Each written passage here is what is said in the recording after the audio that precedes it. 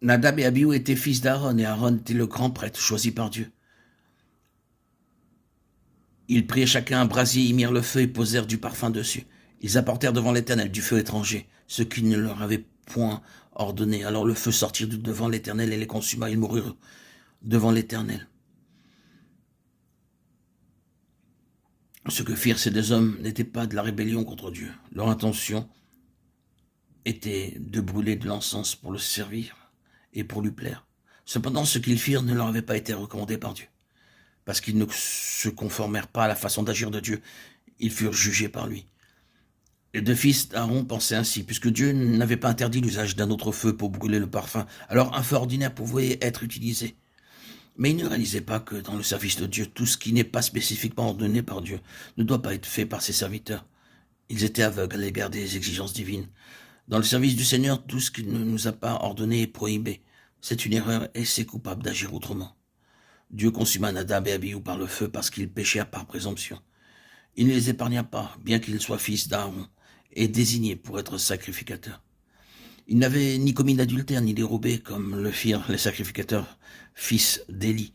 Ils ne s'étaient pas rébellés contre un ordre précis de Dieu en faisant ce qui était interdit. Ils désiraient particulièrement servir le Seigneur et lui plaire. C'est pourquoi ils prirent chacun leur encensoir et mirent du feu étranger sur le parfum, pensant qu'ils obtiendraient de la faveur du Seigneur en agissant ainsi. Bien que leur intention soit bonne, ils servaient toutefois Dieu selon leurs pensées. Ils firent ce qui ne leur avait pas demandé, quelque chose en dehors de sa volonté. Un tel acte offensa Dieu. En servant le Seigneur, nous ne devons pas admettre comme principe que nos bonnes intentions sont sa volonté.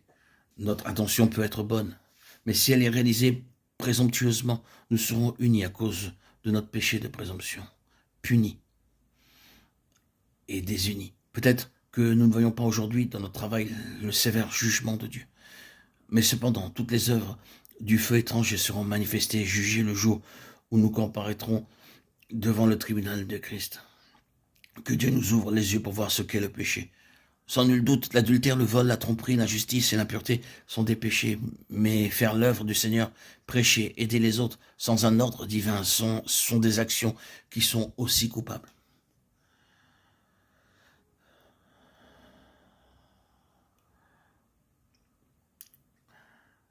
Dieu jugera ses péchés de présomption. Tout ce qui est fait sans son ordre, c'est servir avec du feu étranger, donc une abomination devant Dieu. Nous devons obéir à ce que la croix nous enseigne. Tout ce qui n'obéit pas à cette loi devra mourir. Car la croix, c'est lorsque notre vie propre est mise à mort. C'est aussi lorsque nous laissons vivre Christ. Et alors ceci est en accord avec Galates 2:20. Je suis crucifié avec Christ et je ne vis plus, moi, mais Christ vit en moi. La croix agit à l'égard de la sagesse, des opinions, de la force, du zèle, des espoirs et des désirs de notre vie propre. Ce n'est qu'après avoir été disciplinés que nous pouvons aller devant Dieu pour le servir. Rappelons-nous que beaucoup de notre zèle peut être du feu étranger. Souvent, les gens s'interrogent pour savoir comment faire prospérer l'œuvre du Seigneur et plaire à Dieu. Toutes ces initiatives sont le résultat de leurs pensées charnelles. Eux-mêmes n'ont pas été traités par la croix, ni leur habileté désapprouvée. Du zèle, oui, mais du zèle venant pas de Dieu. C'est assurément du feu, mais c'est du feu étranger et non pas le feu de l'autel.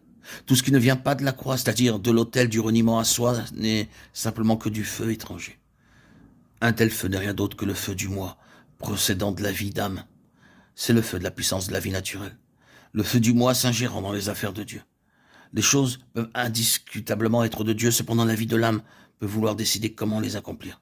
Si nous sommes dépendants de notre sagesse, utilisant nos méthodes, en insistant dans les affaires de Dieu avec nos opinions, nous apportons du feu étranger, du feu qui non seulement ne peut être accepté par Dieu, mais qui provoquera notre mort en sa présence.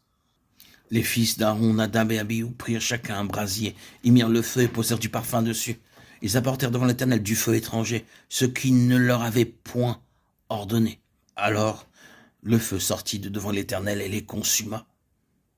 Ils moururent devant l'Éternel.